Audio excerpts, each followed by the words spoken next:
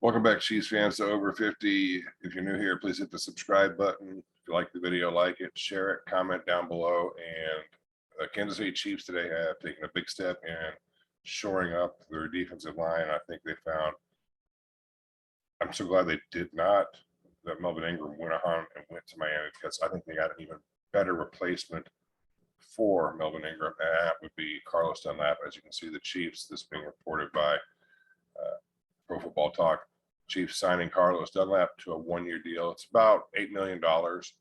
And this is Dunlap coming in.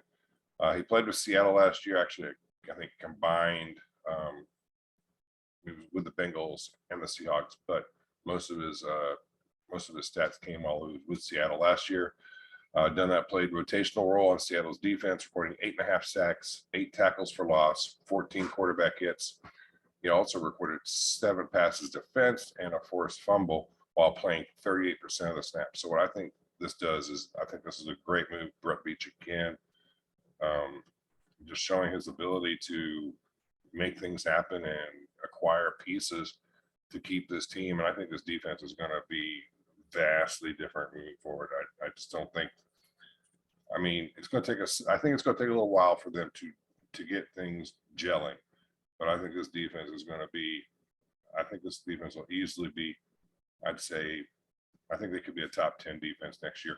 Just looking at the defensive line now with Carlos Dunlap in the picture, you got Clark, you've got Jones, you've got Noddy, who's a great run stopper, and now you got Dunlap. So Clark, Jones, Noddy, Dunlap. Now George Karlaftis that you got with your first two first round picks coming out of Purdue. He can slot in as a rotational guy. He can kick in at 280 pounds and rush from the defensive tackle spot. Michael Dana continued to ascend as a rotational player. Maybe he can improve more. Maybe Josh Akindo shows some flashes, but you're not going in banking everything on George Karlaftis. You've got a guy that has performed well over his career. And if we look at his stats, his career stats, 180 games, 96 sacks, 21 forced fumbles, I mean, he has played well his entire career. I mean, he had great years with Cincinnati. You look at these 2 years, 15 and 16, these are his Pro Bowl years. Okay, now granted, those were a few years ago, but just looking at the sacks, 13.5 sacks, 8 sacks, but just look at the sacks over the course of his career. 9.5, 4.5, 6, 7.5, 8, 13.5, 8, 7.5, 8, 9, 6. And then it's like in 2020, he didn't played 15 games, but I think he was kind of injured, wasn't really, fully healthy.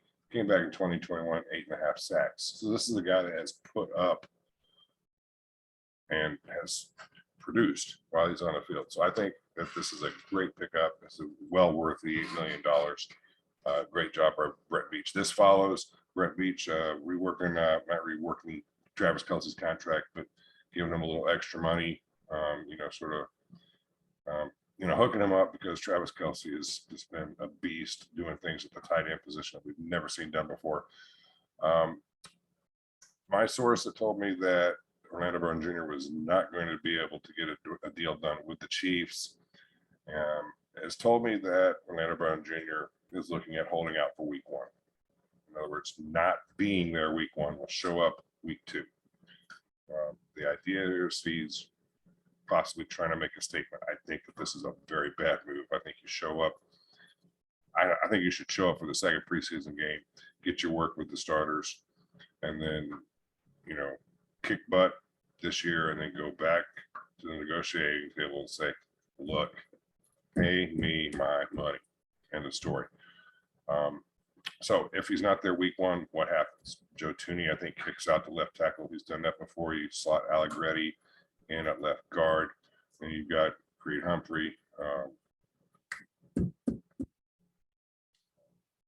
Smith, and then hopefully, Lucas Niang, or you can put Kennard at left tackle. 3 players that happen to be on the PUP list. We kind of knew this was going to be happening, but Lucas Niang, Prince Tega Wanagou. So there's 2 tackles. and then Rashad Fenton on the pup list. So maybe that's why Orlando Brown Jr. was thinking that he should maybe skip week 1 just to try to maybe, if that's the message he's trying to send, I think that would be a very bad idea. But I'd like to hear what you think down in the comment section. I'd like to hear what you think. Who do you think would be better on this team? Having Melvin Ingram back or having Carlos Dunlap, which is what the Chiefs have done. And with that, I'm going to go ahead and close this out.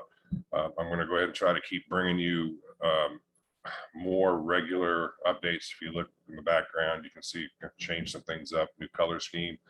So been dealing with a lot. We're going to try to get information out to you a little bit faster. So Chiefs fans, I think we're going to have another good year. Hopefully it won't end with a disappointing loss like in the AFC Championship game. But until next time, Chiefs fans, stay strong. Check out the video I selected down below for you. I think you might find it interesting. Like, share, and subscribe. Take care of yourselves. I'll catch y'all later.